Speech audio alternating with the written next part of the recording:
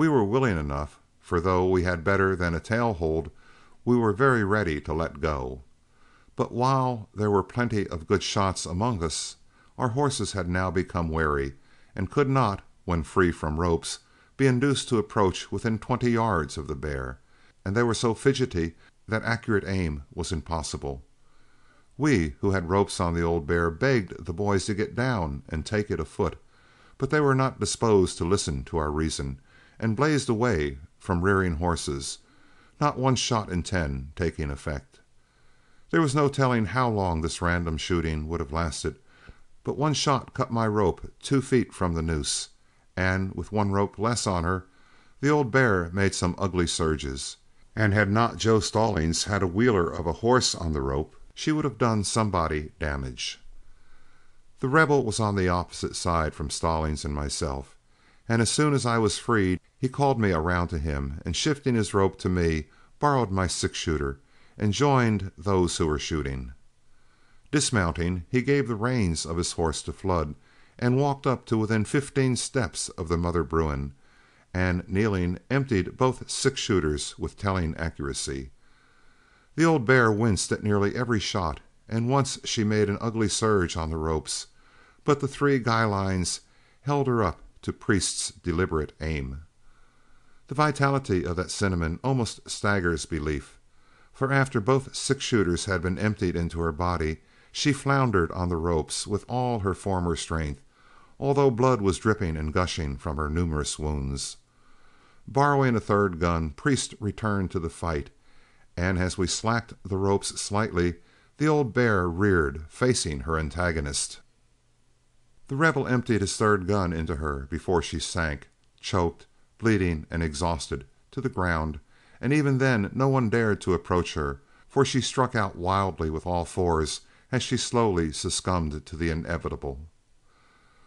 One of the cubs had been roped and afterwards shot at close quarters, while the other had reached the creek and climbed a sapling which grew on the bank, when a few shots brought him to the ground. The 2 cubs were about the size of a small black bear, though the mother was a large specimen of her species. The cubs had nice coats of soft fur, and their hides were taken as trophies of the fight, but the robe of the mother was a summer one and worthless. While we were skinning the cubs, the foreman called our attention to the fact that the herd had drifted up the creek nearly opposite the wagon. During the encounter with the bears, he was the most excited one in the outfit, and was the man who cut my rope with his random shooting from horseback. But now the herd recovered his attention, and he dispatched some of us to ride around the cattle. When we met at the wagon for dinner, the excitement was still on us, and the hunt was unanimously voted the most exciting bit of sport and powder burning we had experienced on our trip. Late that afternoon, a forage wagon from Fort Benton passed us with 4 loose ambulance mules in charge of 5 troopers, who were going on ahead to establish a relay station in anticipation of the trip of the post commandant to the Blackfoot Agency. There were to be 2 relay stations between the post and the agency, and this detachment expected to go into camp that night within 40 miles of our destination, there to await the arrival of the commanding officer and the owner of the herd at Benton. These soldiers were out 2 days from the post when they passed us, and they assured us that the ambulance would go through from Benton to Blackfoot without a halt, except for the changing of relay teams. The next forenoon we passed the last relay camp, well up the Muddy, and shortly afterwards the road left the creek, turning north by a little west, and we entered on the last tack of our long drive. On the evening of the 6th of September, as we were going into camp on 2 Medicine Creek, within 10 miles of the agency, the ambulance overtook us, under escort of the troopers whom we had passed at the last relay station. We had not seen Don Lovell since June, when we passed Dodge, and it goes without saying that we were glad to meet him again. On the arrival of the party, the cattle had not yet been bedded, so Lovell borrowed a horse and with Flood took a look over the herd before darkness set in, having previously prevailed on the commanding officer to rest an hour and have supper before proceeding to the agency. When they returned from inspecting the cattle, The Commandant and Lovell agreed to make the final delivery on the 8th if it were agreeable to the agent, and with this understanding continued their journey.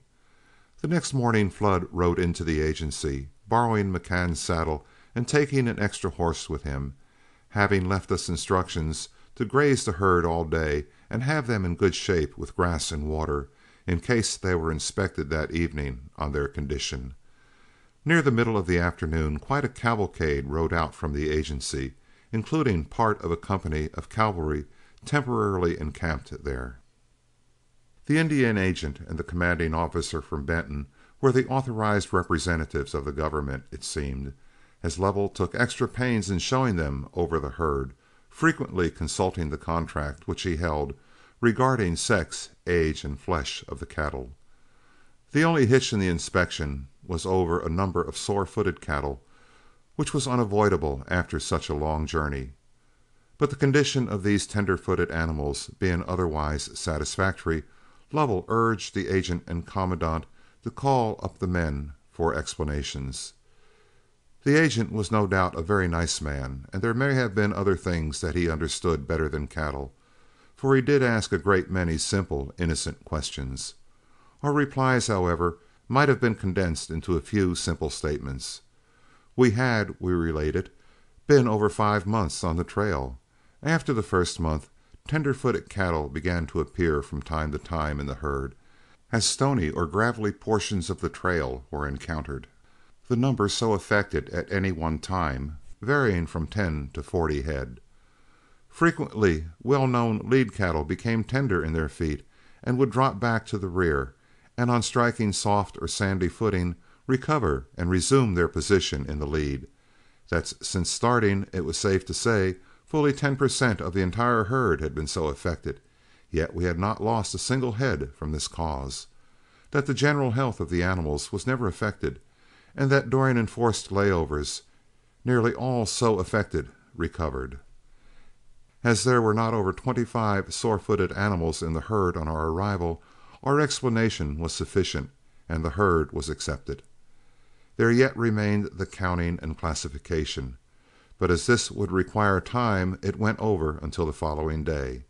The cows had been contracted for by the head, while the steers went on their estimated weight in dressed beef, the contract calling for 1,000,000 pounds with a 10% leeway over that amount. I was amongst the first to be interviewed by the Indian agent, and on being excused, I made the acquaintance of one of 2 priests who were with the party. He was a rosy-cheeked, well-fed old padre, who informed me that he had been stationed among the Blackfeet for over 20 years, and that he had labored long with the government to assist these Indians. The cows in our herd, which were to be distributed among the Indian families for domestic purposes, were there at his earnest solicitation. I asked him if these cows would not perish during the long winter. My recollection was still vivid of the touch of the squaw winter we had experienced some 2 weeks previous. But he assured me that the winters were dry, if cold, and his people had made some progress in the ways of civilization, and had provided shelter and forage against the wintry weather. He informed me that previous to his labors amongst the Blackfeet, their ponies wintered without loss on the native grasses, though he had since taught them to make hay, and in anticipation of receiving these cows, such families as were entitled to share in the division had amply provided for the animals' sustenance. Lovell returned with the party to the agency, and we were to bring up the herd for classification early in the morning. Flood informed us that a beef pasture had been built that summer for the steers, while the cows would be held under herd by the military, pending their distribution. We spent our last night with the herd singing songs until the first guard called the relief, when, realizing the lateness of the hour, we burrowed into our blankets. "I don't know how you fellows feel about it," said Quince Forrest, when the first guard was relieved and they had returned to camp, "but I bade those cows good bye on their beds tonight without a regret or a tear. The novelty of night herding loses its charm with me when it's drawn out over 5 months. I might be fool enough to make another such trip, but I'd rather be the Indian and let the other fellow drive the cows to me.